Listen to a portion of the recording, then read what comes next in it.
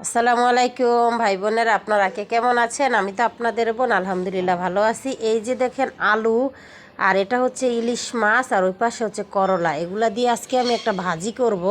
আপনারা করলা অনেকে অনেকভাবে অনেক রকম করে খাইছেন, কিন্তু ইলিশ মাছ দিয়ে করলার এই ভাজিটা আপনারা খাইছেন কিনা আমি জানি না। আমার এই রেসিপিটা ফলো করে যদি না খেয়ে থাকেন, করে খাবেন। এই ভাজিটা করার জন্য কড়াইতে একটু বেশি তেল দেওয়া লাগবে। আমি তেমন কোনো মশলাই দিব না, হালকা একটু হলুদের গুঁড়া, মরিচের গুঁড়া, আর এই যে তেল, লবণ, এগুলা দিয়ে যখন তেলটা উপরে ভেসে উঠবে, একটু মশলাটা কষাবো, ওই পর্যায়ে মাছটাও দিয়ে দিব। ওই মাছটা আমি ভাজবো না, কষাইয়া তারপরে এর মধ্যেই আমি করলা আলু দিয়ে দিব।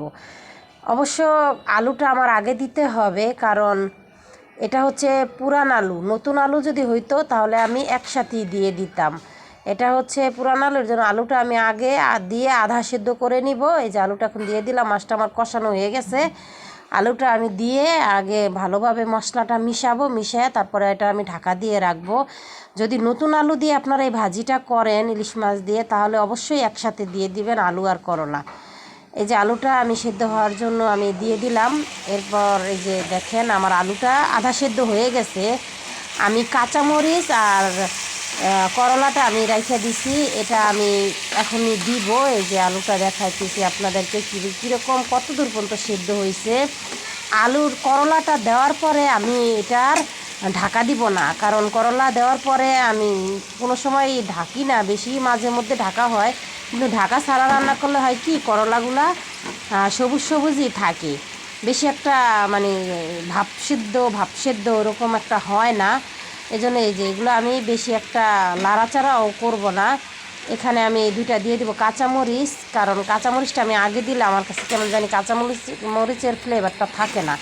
এই কারণে আমি পরেই দিই, তরকারির ভিতরেও কাঁচামরিচ আমি পরেই দিই। এই যে মশলাটার সাথে মাছ, তারপরে আলুর সাথে আমি করলাটা আমি মিলাইয়া দিব। এই ভাজিটা আমার কাছে এত ভালো লাগে, আপনারা অবশ্যই বাসায় ট্রাই করবেন। খুব অল্প সময় করলার এই ভাজিটা, ইলিশ মাছ বড় হোক ছোট হোক একটু দিলেই হবে। এই মাছ দিয়ে এই ভাজিটা আপনারা বাসায় করে খাবেন, তাহলে আপনারা মজাটা, এর টেস্টটা আপনারা বুঝবেন। আমি যতই বলি আপনারা বুঝবেন না। এই যে দেখেন আমার ভাজিটা এখন আমি এভাবে ঢাকা দিব না, এই অল্প আঁচ দিয়ে এই মেলা অবস্থায় আমি এটাকে এখন ভাজিটা কমপ্লিট করে নিব। এই যে দেখেন আমি ঢাকি নাই, তারপরেও এই যে তেমন একটা আজকে সবুজ হয় নাই, তবু আমার ভাজিটা অনেক ভালো হয়েছে, অনেক সুন্দর একটা গন্ধ বের হয়েছে।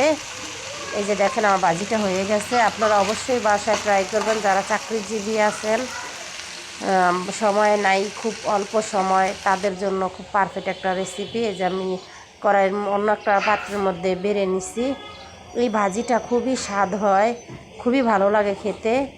তো আমার করলা ভাজি রেসিপিটা কেমন হলো আমাকে জানাবেন কমেন্ট করে। তো আজকে এ পর্যন্ত।